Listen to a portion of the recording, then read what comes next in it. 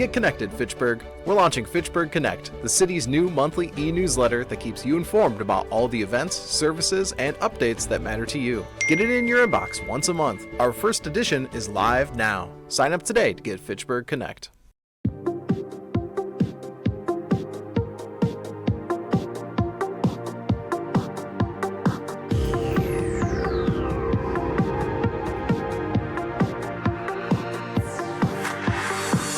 Hi, I'm Jeremy Crosby. And I'm Nick Boucher. We're your hosts for the program that's all about your city, Talking Fitchburg. Every weekday, we pull together the news, events, and information you need to stay on top of what's happening in the city of Fitchburg. Find Talking Fitchburg on cable TV, Roku, Amazon Fire, Apple TV, and our live stream on the web. Plus, you can find all our headlines and stories on Facebook, YouTube, and our video on demand service. This is your city. Keep up with Talking Fitchburg and the issues affecting you and your neighbors.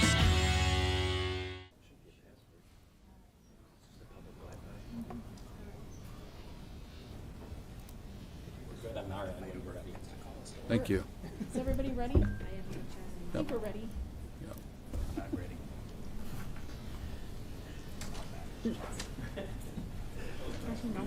Do you want to start it off?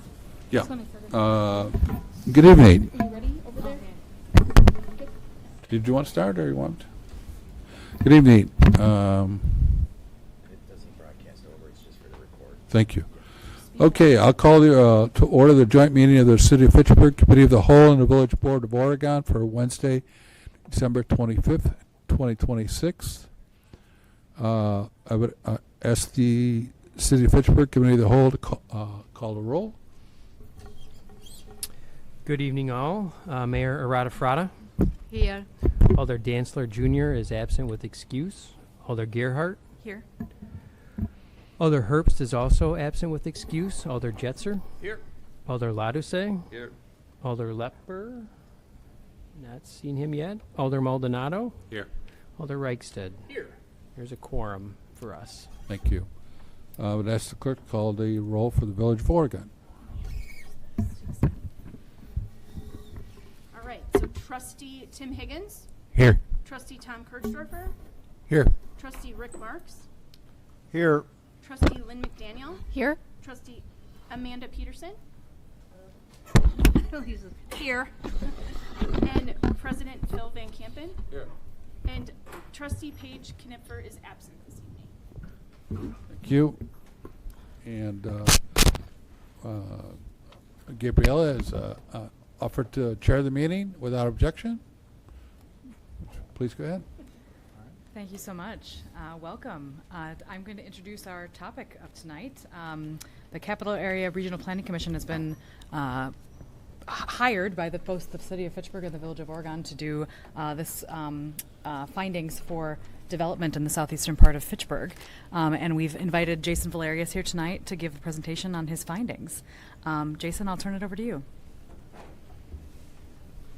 All right, thank you. Hello, everyone. Thank you for inviting me. I'm thrilled to be here and to be doing this. I keep asking people, when was the last time these two groups got together? And I haven't gotten a clear answer to that because we're not sure if it's happened. So I think this is pretty cool just by itself. We could walk out now and I think this still would have been a success. But I've got a bunch of stuff to talk about to kind of tell you what we've been doing over the past couple of months. And as you'll see in my presentation, I invite you to ask questions throughout.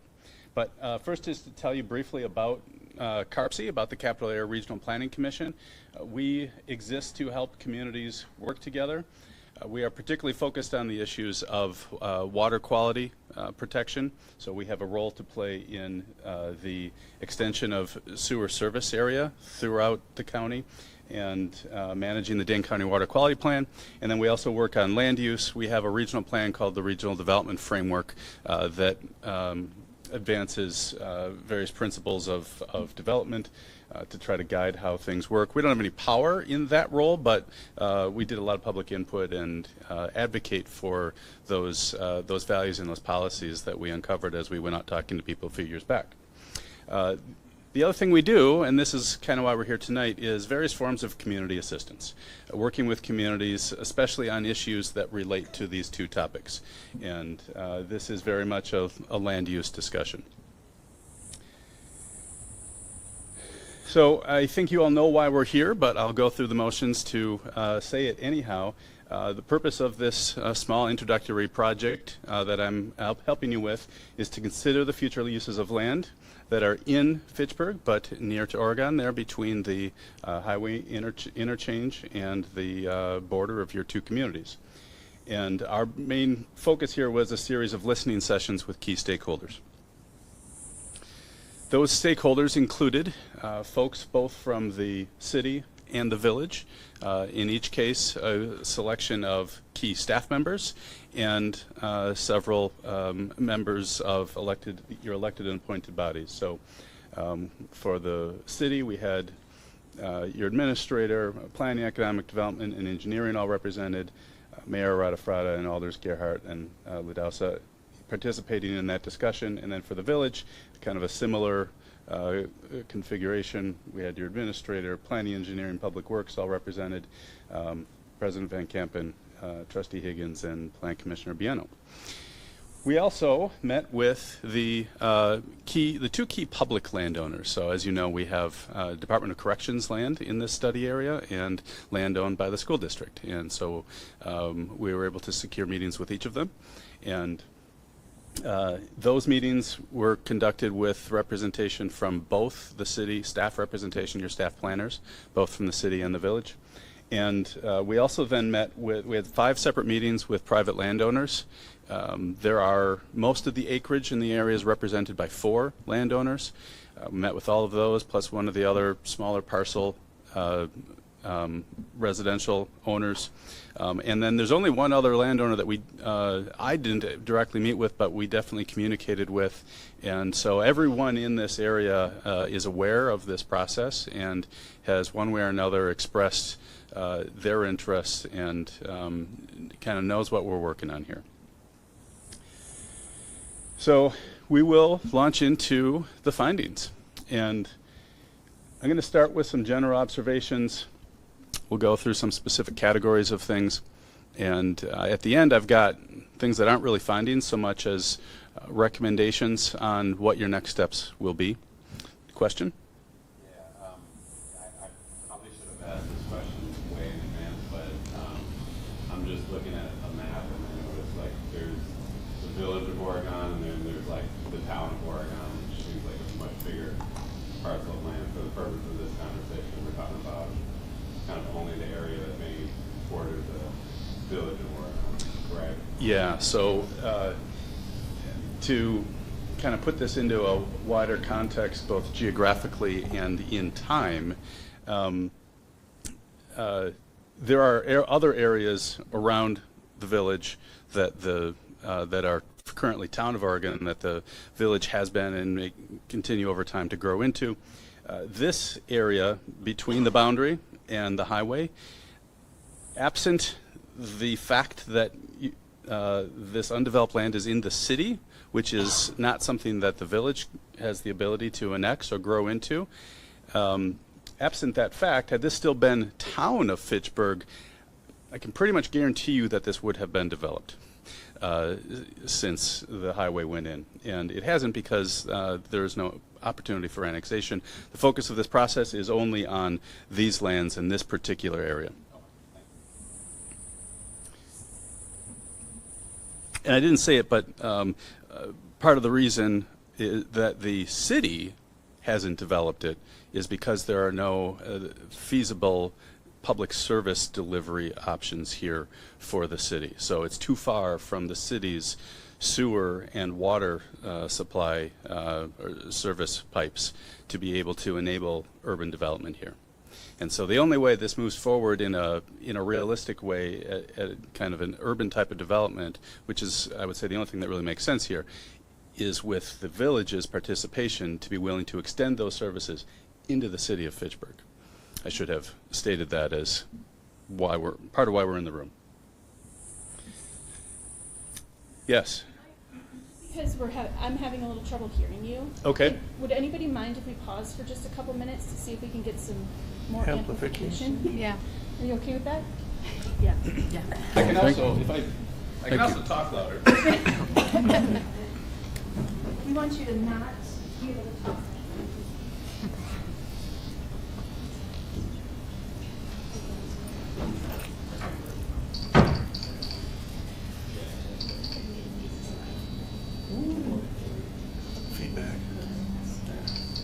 Yeah, Jake said that he's gonna come.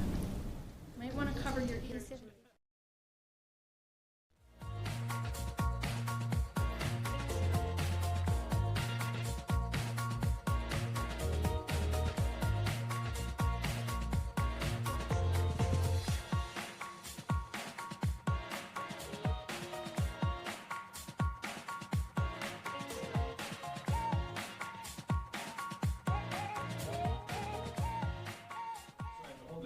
Now my question is, and I have to be close to that. Okay.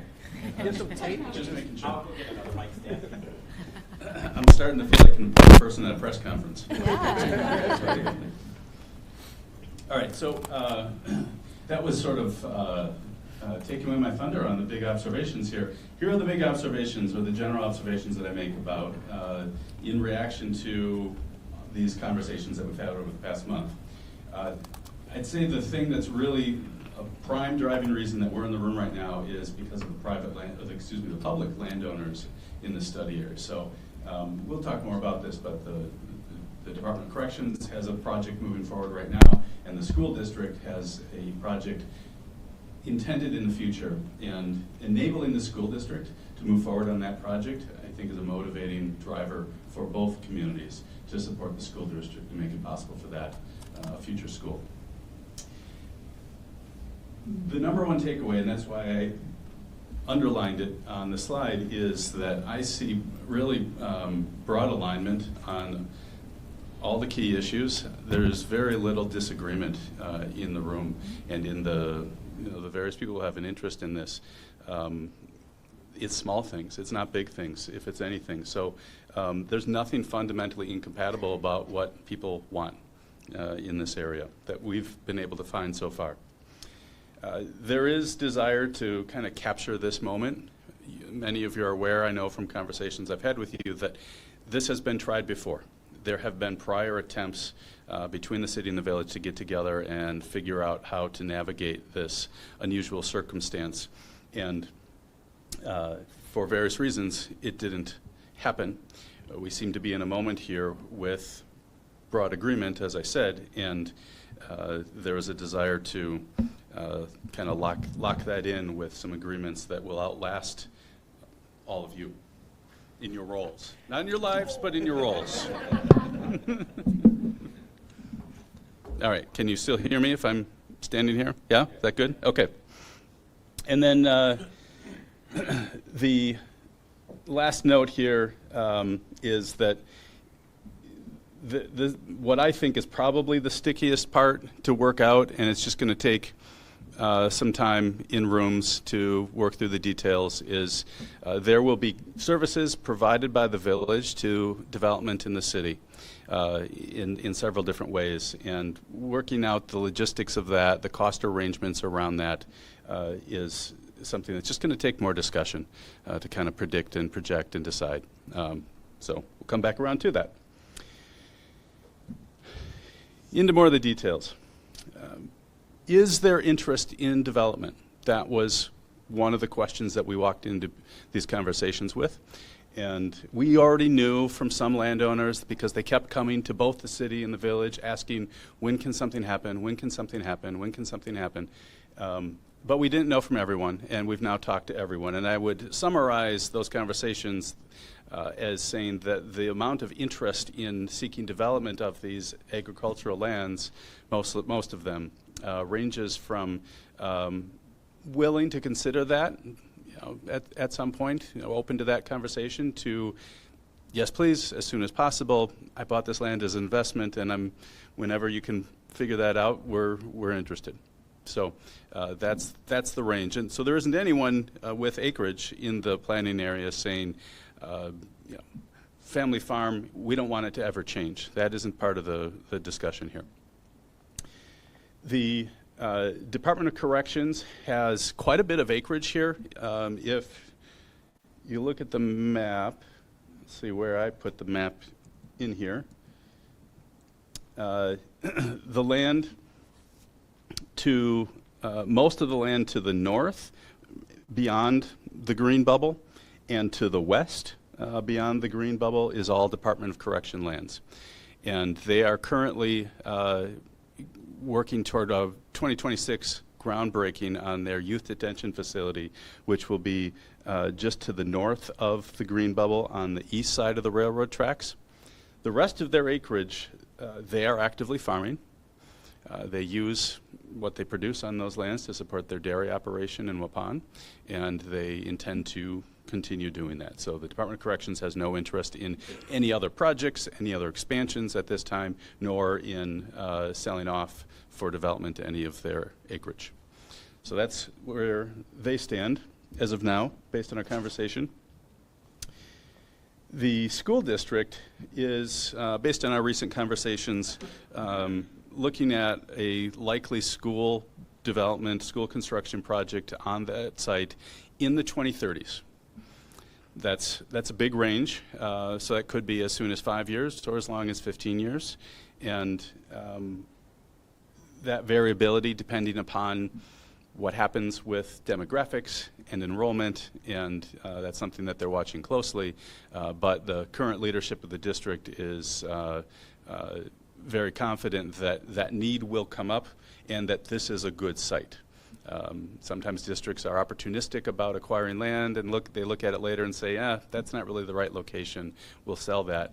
We kind of probed for that, like, yeah, is that a possibility that you might sell it? He said, no, we really like the site, we think this is a good location, and so the school district is intending to, at some point, seek a school here.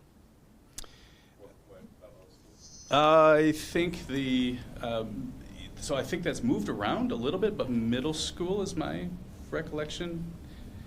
Yeah, thank you. I was looking for nods. I think middle school is the current intent.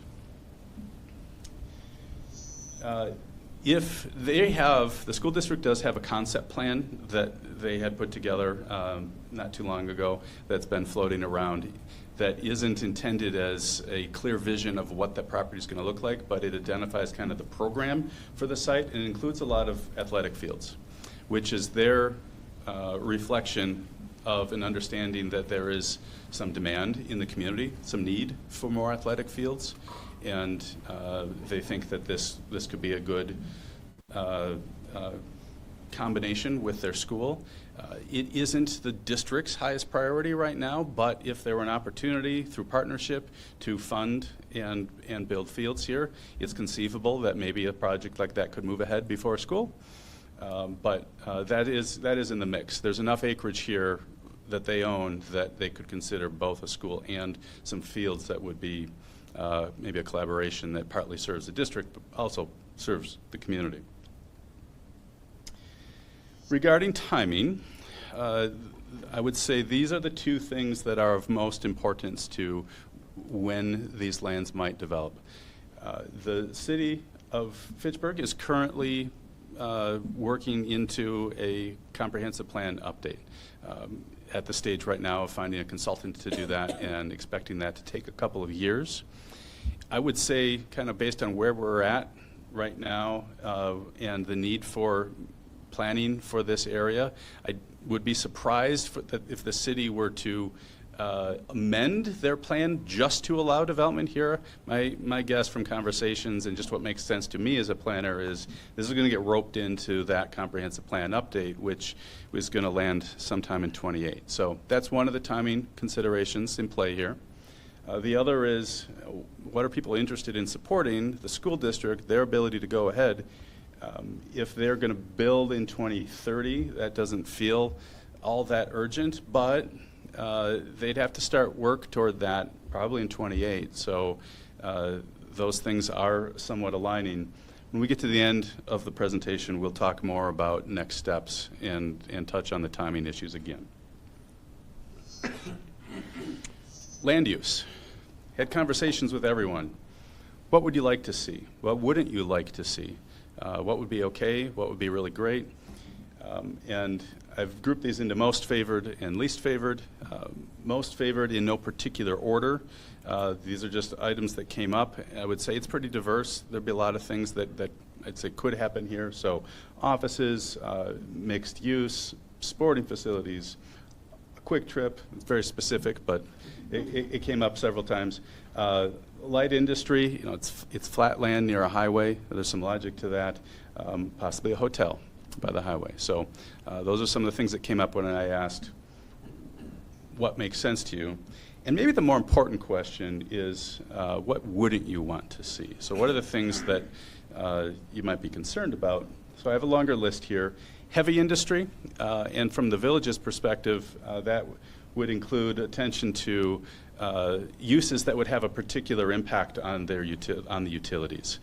So something that's requiring a lot of water or creating a lot of wastewater or high strength wastewater, not really desirable. Multi-tenant retail like strip mall, and I think this comes to maybe a question of form and design, but that one's on the question list. Large-scale residential use, by which I mean many units. I think most of the conversations, including both of the conversations with the municipal staff and officials, identified a large number of residential units here as not a preferred outcome. And the reason for that is that, again, you've got this collaborative approach on public services, and the expectation is, and the knowledge is that residential use tends to have more calls for service, including for emergency services. And having a large number of households here, you're just going to have more calls for service, whatever form they come in. And so that just makes it a little bit more of a headache, perhaps, as compared to areas that are close to existing city services, and exacerbates that collaboration and sharing need. Yeah. I'm going to be asking a lot of questions. Good. Is the thought behind that because most of the need for services in the northern half of Fitchburg, that it would be Fitchburg, police, fire, EMS, having to travel far in order to get to the bottom of Fitchburg to respond to calls? Yes. Okay. Yes. Got it. I think that's right. And we're going to go into I'll go into a little bit more detail about kind of current thinking on how that works out. But the short answer is yes. That's the issue of concern. Okay. Low density residential, there we're concerned not so much about the number of units, but about the utility of that land and whether that's the best use for the land. Single family residential, especially larger lot single family residential, doesn't make much sense where you've got great highway access there.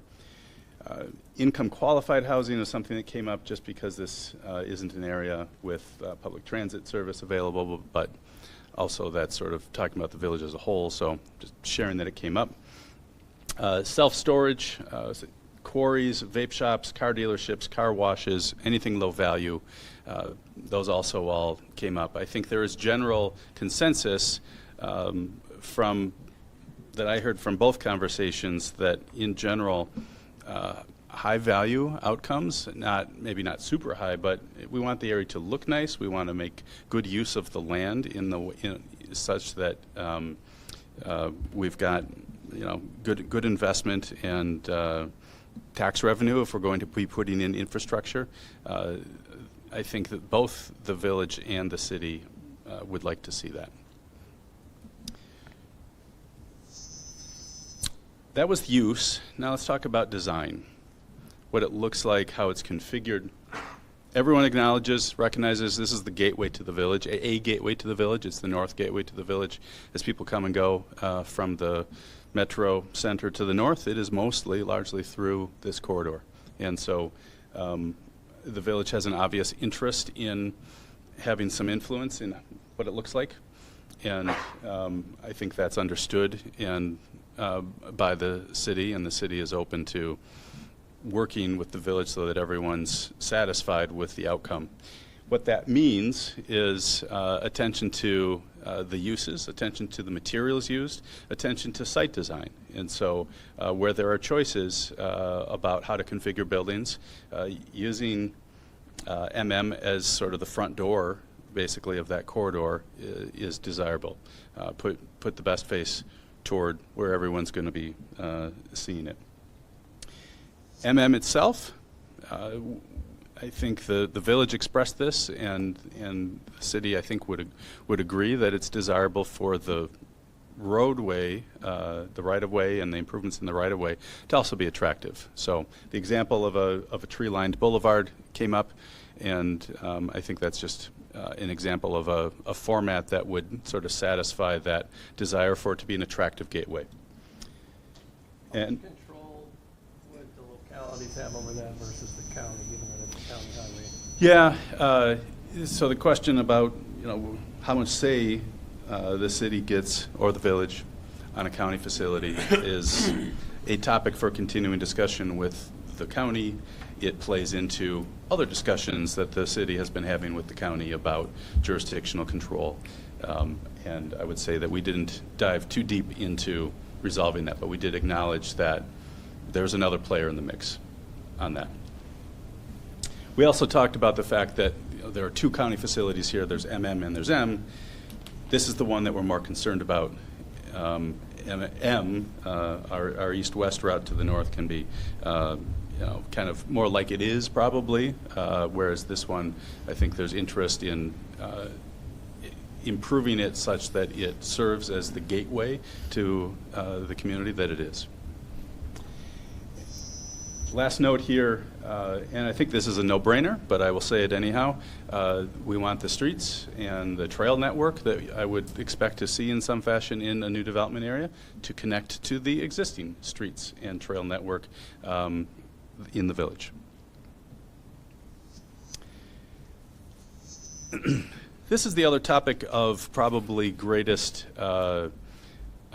need for continuing discussion, both especially in an intergovernmental agreement, which is how does the city have, or excuse me, how does the village have voice in what gets built and how it gets built in the city? In most cases, in most areas, each community has its own regulations and makes its own decisions. And this is a case where, because it is a gateway to the village, and because the village would be agreeing to extend services to make development possible, the village would like a voice in what gets built. I think there is openness on both sides, and more importantly on the city's side, since it's the city that has the land use regulation authority. There's openness to doing this in a shared way, to a shared planning process. So the city has been in the habit for many years of doing fairly detailed neighborhood plans before development occurs, and that would happen, I think, with the active participation of representatives from the village. And also in ordinance development, I think what we've talked about as the most likely functional outcome that gets a voice without creating extra layers of development review, which is a concern both in terms of the amount of effort that collectively it requires and also the effect that it has on developers. The desire would be to have the village and the city agree on what the standards are. I would suggest, and we had some discussion about this, that it's by both entities acting to adopt an overlay zoning ordinance that would guide those decisions, but then the village allowing the city to administer that. So you wouldn't necessarily need the village to have its own project by project approval mechanism. There's agreement to create this ordinance, and once you create the ordinance, the city simply administers the ordinance, and it meets the objectives that everyone agreed to in the ordinance. I think I've covered most of that. we talked about the importance for good communication, but the village not necessarily wanting to add another thing to the mix on a staff that's stretched pretty thin. And then we also talked about traffic impact, because this is a corridor that is already pretty busy, wanting to understand how new development affects those conditions. I think this is also sort of a no-brainer. I know this is going to happen. The city does this anyhow with development, but we'll state that having a good understanding and control on the traffic impacts should be part of the process. All right, let's talk utilities. From a water standpoint,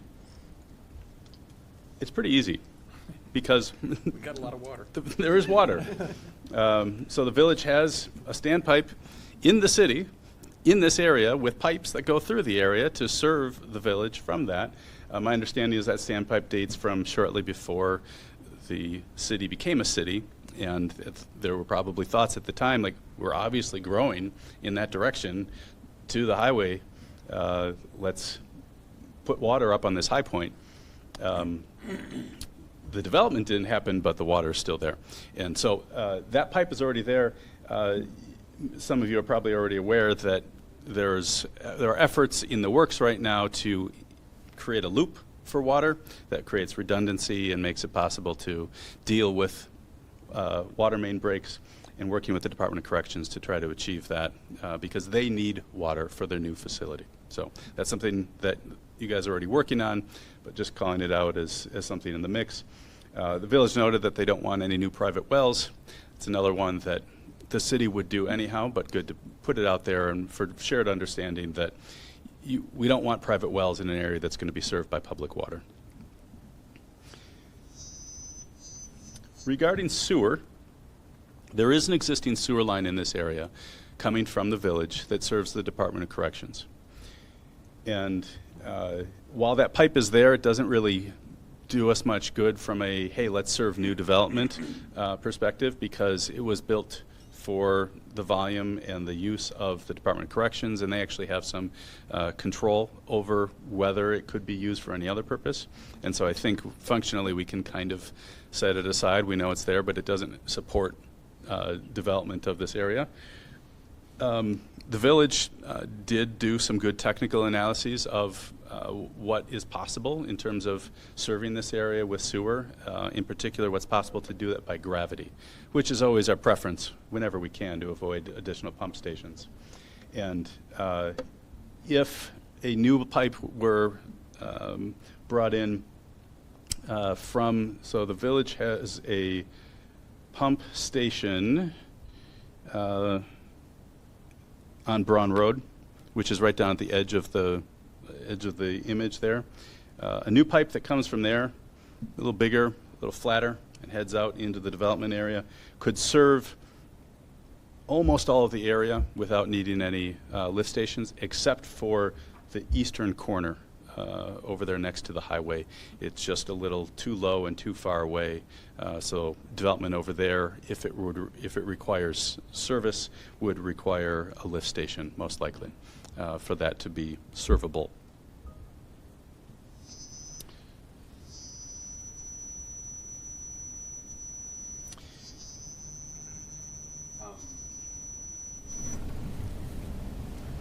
I was trying to Google this while we were talking. So I know the new facilities, new youth juvenile facilities being built in Fitchburg.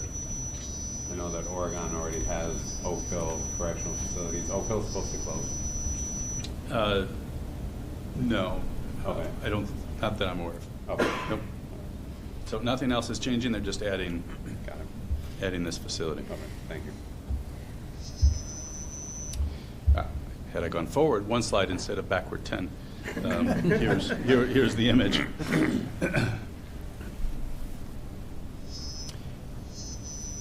Regarding cost recovery, for the most part, the sewer and water users are going to be paying for the cost of that service in a way that everyone already does and understands, and that's pretty straightforward. There will be a little bit of working things out when it comes to the improvements necessary to serve this land that may need to be extended to other properties that aren't developing right away. If it were within the village, I think the current practice is just to calculate what that share is and to assess them. It's a little harder to assess someone when they don't pay you taxes to begin with because they're not in your jurisdiction. So this is a solvable challenge. It just needs a different mechanism, and that's something that would be worked into the intergovernmental agreement to kind of define the terms of that mechanism.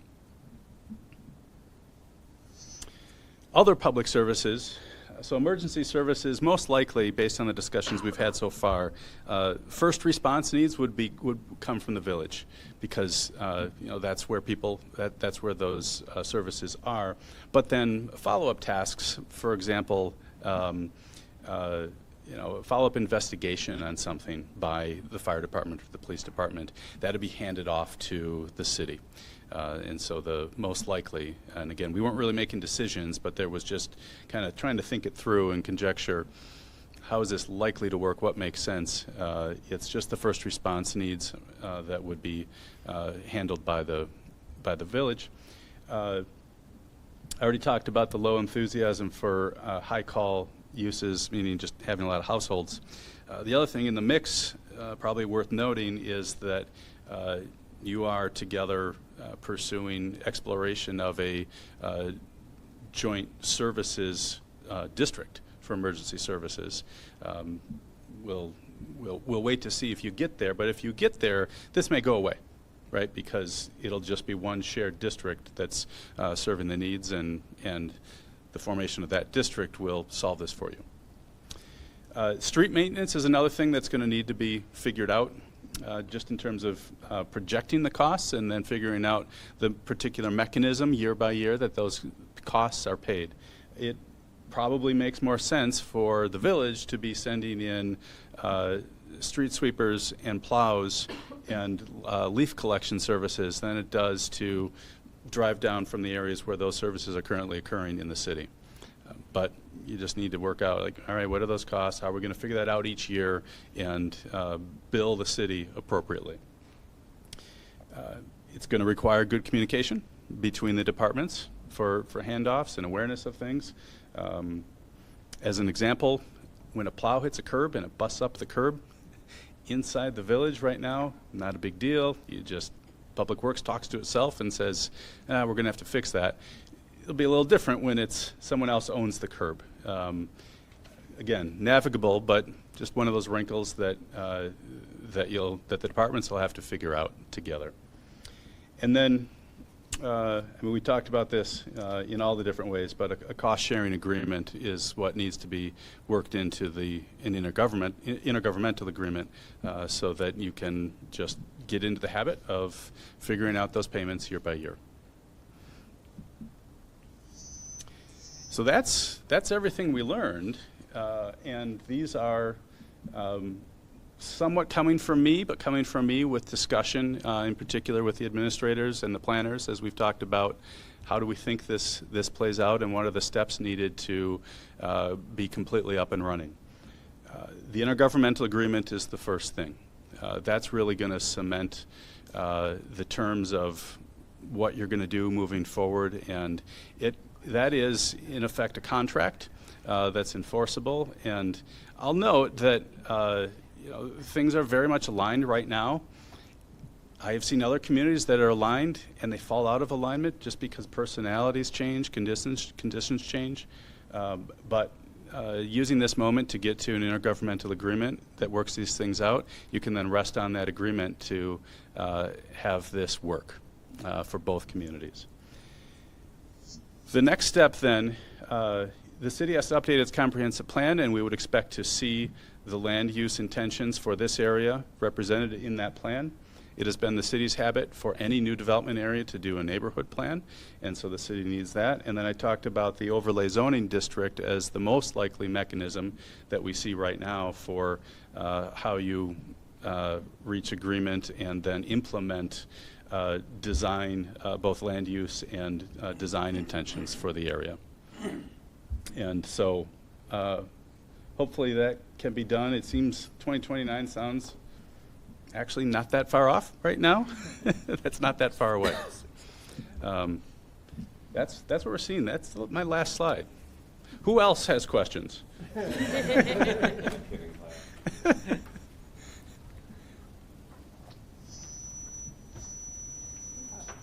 just more of a comment than, I need to read by one of these, okay. More of a comment than anything. The village is in the middle of doing a transportation planning grant to try to get public transportation. So we feel like it's something that's coming, and I've always kind of envisioned that some of that land somewhere being used for maybe a park and ride or something like that, and I just wanted to throw it out there as an idea that you guys are thinking about, like reserving a little bit of space for something like that should it happen. We don't have a good timeline. You know, we're still just planning, but just throwing it out there. And I should note that the conclusion of my effort with you guys right now is going to be a written version of the same. And I was waiting until after tonight so that I would have the opportunity to incorporate some things that come up tonight, because this is part of that process as well.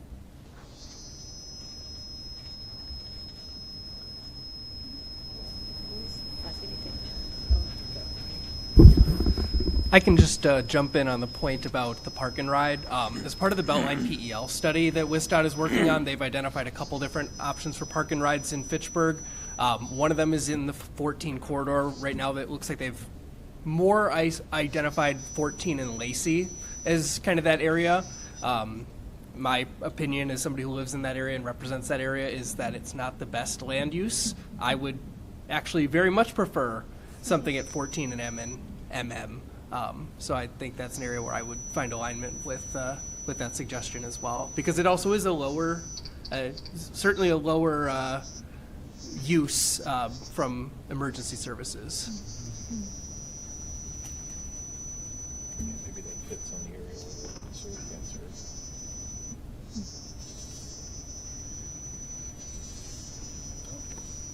I have a question. I'm curious about if we developed light industry there, would the presence of a significant number of semi-trucks change the structure of that intersection from roundabouts to something else? Like sometimes they have a little trouble navigating the roundabouts. Not being an engineer, a traffic engineer myself, I should start with that disclaimer.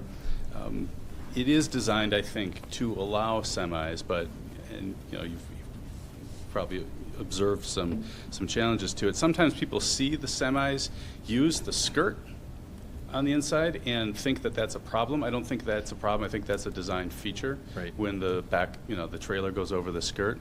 I would also note, though, that if light industry is one of the uses there and there's truck traffic, one of the preferences may be to keep that traffic onto M instead of MM and direct it in from up there, as opposed to bringing it all the way through and south on MM first.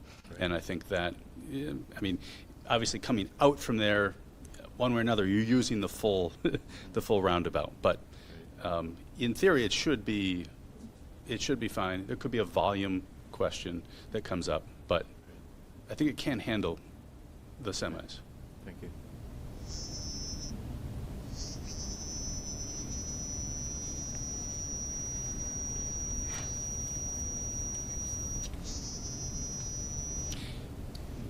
Abstract question, but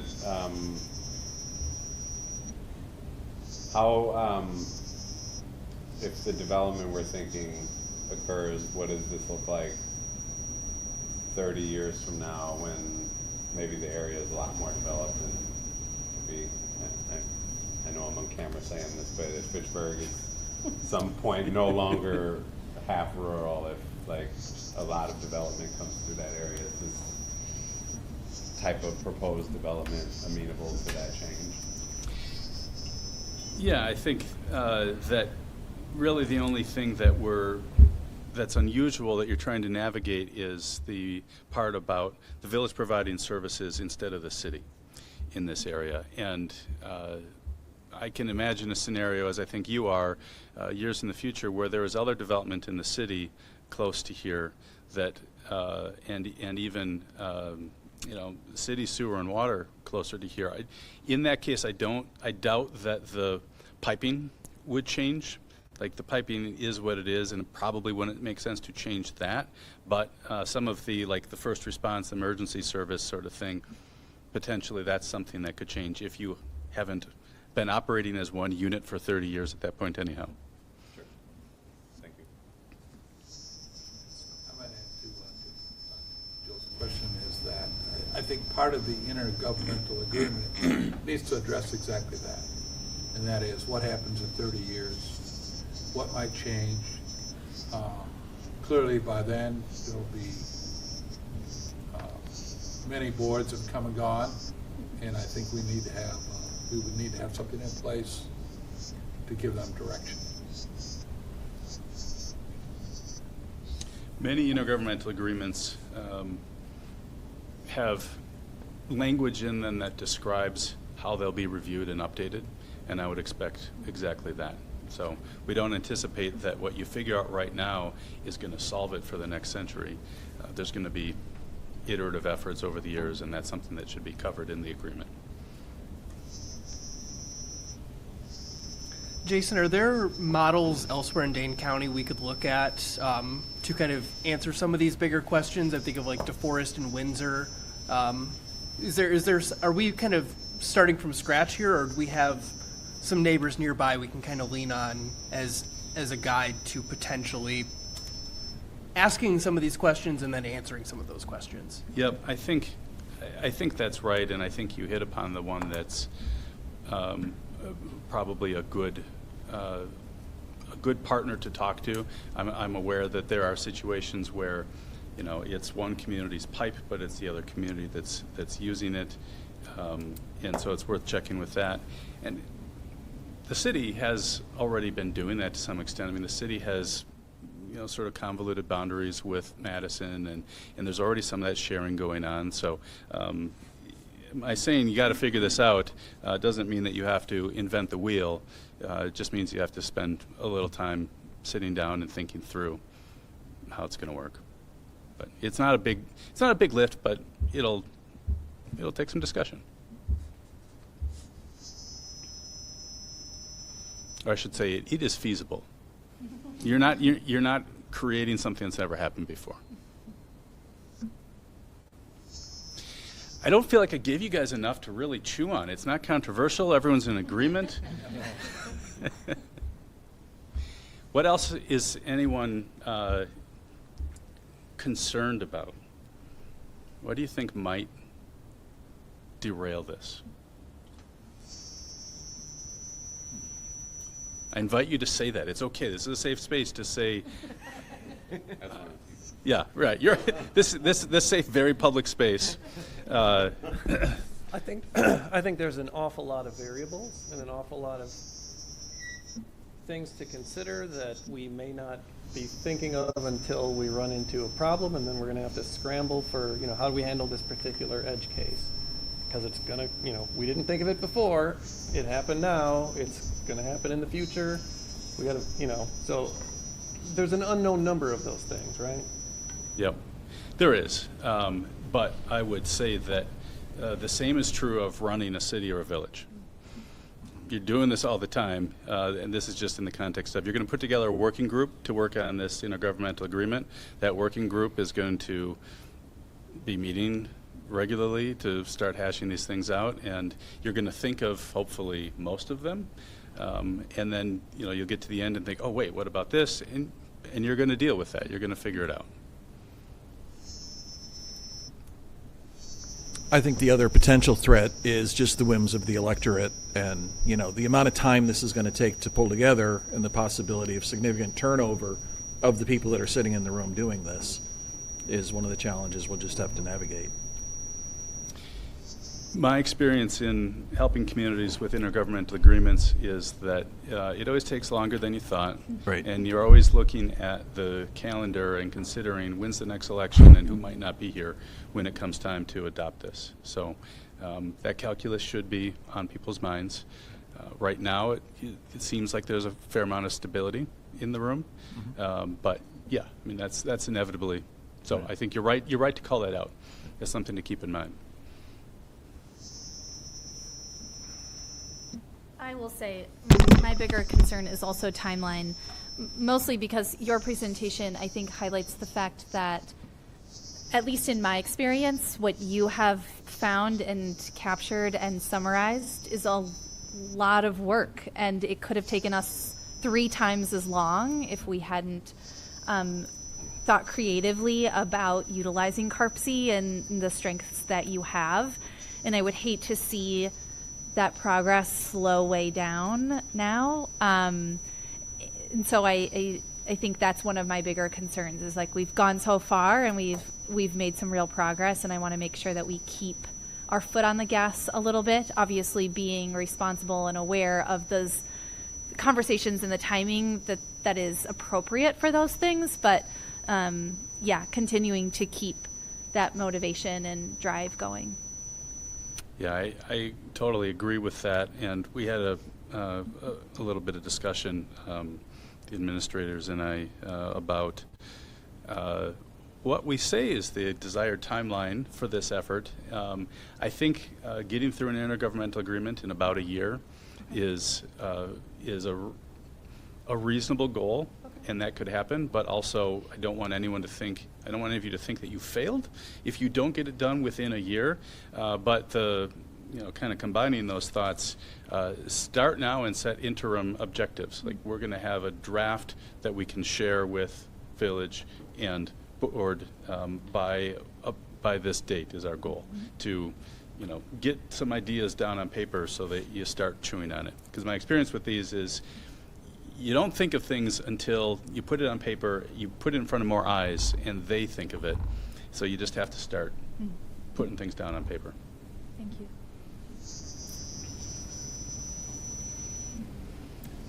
I just wanted to acknowledge the great collaboration that's happening here. I think we all agree with that. I think it's wonderful. We first talked about this at our committee of the whole back in, looks like June 26, 2024. And so it's been a little bit since we originally talked about it, but I know that there were a lot of conversations happening between now and then. And I also am surprised by how fast this got done. I guess when we approved the funding for it, I just thought it would take longer, and I'm very pleased, so thank you for rapidly getting that done. And I love, too, that we're already talking about a fire district, a shared fire district. We all know how we face so many challenges as municipalities, and it only gets harder every year to meet some of those challenges. And I think a lot of us are realizing how much collaboration is going to be one of the solutions that we have to take advantage of, and good robust partnerships. And there's a lot of great things between the city of Fitchburg and the Village of Oregon already. And I love that we're moving in this direction, and that this was the presentation we got tonight. There's a lot here. There's a lot of things like there's already a water pipe in place, like surprising things like that I did not realize that I think put us ahead of the game. So I'm excited to continue seeing this move forward and these discussions continue. So thanks to everybody from both the staff perspective and the elected officials too. I'm gonna pat you guys on the back a bit for wanting to do this process in this way. It was well received by the property owners, some of whom have been around long enough to see other attempts where they felt like they learned about it well into the discussions. And this time we started with them and said, we're just starting to talk, what are your interests? And they appreciated that.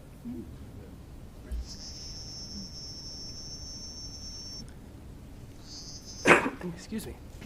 I will be the Debbie Downer to my colleague Alder Gerhardt's positive remarks from just now, and circling back to some challenges that I think could come into play here.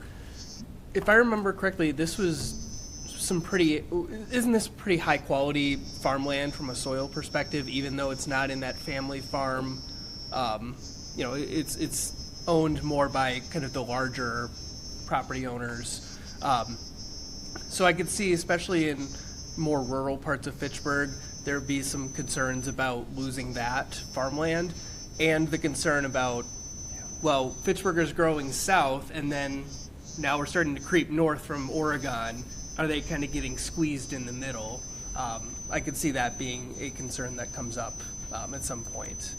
I think it would be helpful to codify pretty early on and say, this is as far as we're going to extend these utilities into the city from the village.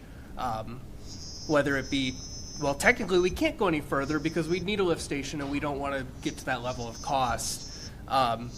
Or if it's even just in that intergovernmental agreement, kind of providing some clearer frameworks for the public to say, this is a targeted area that is not family farmland. It's surrounded by a railroad track, a highway, and a youth prison. So it's not exactly, the most desirable land from like a residential standpoint. So I think just laying that out with the public and clarifying in our intentions would be very important. Thank you. I think you're right to point that out, and I think it's an open question for your work group as to whether and how that's expressed in the intergovernmental agreement. I'm not going to say it either way, in my opinion, as I look at it, whether that totally makes sense or doesn't make sense. It definitely is going to be a topic of discussion for the city in the comprehensive plan amendment. But I could imagine that because this is probably kind of happening concurrently, that it ends up finding its way into this as well. I'll make a comment about back to the maybe more potentially positive aspects of this, that as much as I do go to the nuts and bolts of this and think about like, let's see, how do we plow versus how does Fitchburg plow, that kind of thing, and how that all has to be worked out. But I also see the potential for, again, where we have two communities that are living side by side and some possible way of discovering either new opportunities for cost savings between the community and that ability that we need to be able to work together, because we're not necessarily always getting the needs that we meet our residents with from larger places like the state or the federal government, and being able to do some of that stuff more locally and bring down some of those virtual barriers that we might have to doing that offers some opportunity with collaboration. Even if this one doesn't work, we may discover other things about using this exercise in collaboration.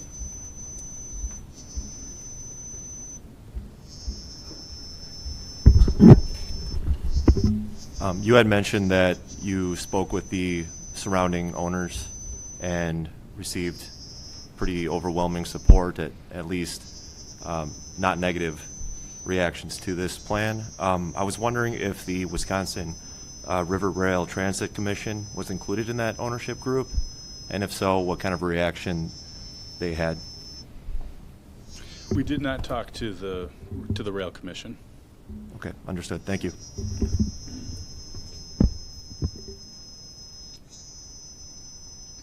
And because we haven't talked really about the rail line at all today, I'll note that it did come up in a few conversations, including the fact that at one time it was jointly owned by the city and the village. It no longer is. If there were the possibility of a rail siding into these lands between the MM and the rail, there could be some logic there, but also you'd have to cross the utility lines that are in there, which is not a deal killer, but just something to keep in mind. So there's a corridor for utility lines that it would then have to get over on the other side of. But also, repeating my answer to your question, we didn't actually check in with the railroad on that. Thank you.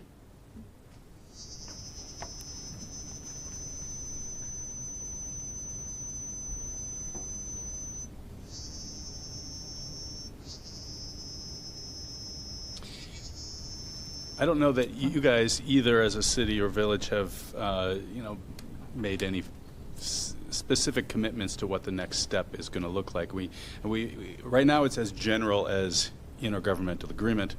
I'm going to suggest that the specificity is probably formation of a joint committee that's going to start work on that, and that's probably some combination of staff and elected officials. But I've seen this happen. It might start just with staff, and so that's a topic for you guys to kind of talk through, whether you start with officials right away or maybe you start a first draft with staff. But coming up with that work group is probably the practical next step. I'm going to direct a question at the administrators and see if has been discussion about potential next steps after this report. I would offer that I think it'd be helpful for at least me and my perspective coming out of this meeting if it was demonstrated support from both bodies for staff to continue working on this.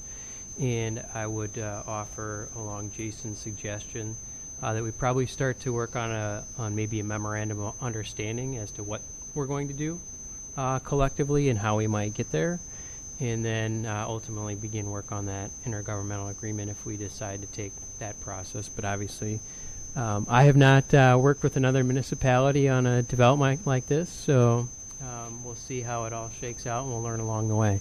I don't know if you have anything to add, Martin, at all on how you might want to, if you got other ideas on how we approach it.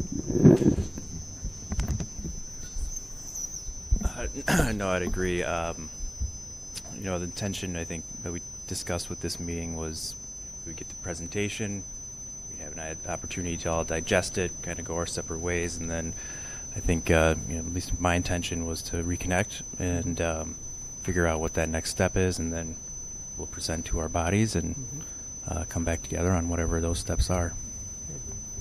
I have a question. Can we continue working with CARPC in this process, you know, because they can continue provide us. I agree with you that we need someone to, you know, to continue with this momentum and also to have the guidance of CARPC on how to do the memorandum of understanding and how to create this joint committee, and you know what I mean, I don't know.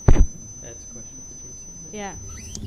I'm open to that. I don't think it's I don't think what you're talking about is a big lift in terms of hours, because more so it's probably just having a third party that's sort of holding your feet to just continuing to meet, and then being a third party in the room for periodic meetings. This is a harder lift than that'll be if that's just showing up at some meetings.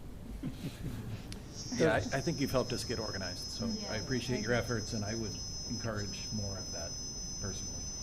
Does CARPC have some expertise and experience in this sort of intergovernmental agreement? I do. So I spent 19 years as a planning consultant before I started with with CARPC a couple years ago, and over the years I've been involved in boundary agreement drafting and negotiations here in Dane County and also in the La Crosse area. So have seen it in various permutations over the years, yeah.